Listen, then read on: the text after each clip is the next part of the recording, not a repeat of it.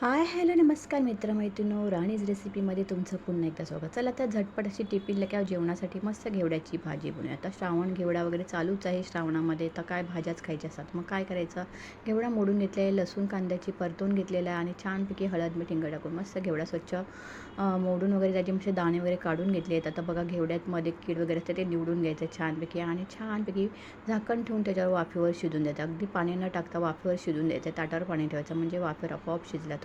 अशी भाजी केली तर एक नंबर लागते. अगदी शेंगदाण्याचं कूट वगैरे खोबरं वगैरे टाकायची गरज नाही. साधी सिंपल पण भाकरीबरोबर चपातीबरोबर एक नंबर भाजी लागते. अशाच रेसिपी आवडत असेल तर लाईक शेअर सबस्क्राईब करायला विसरायचं नाही माझ्या चॅनलला.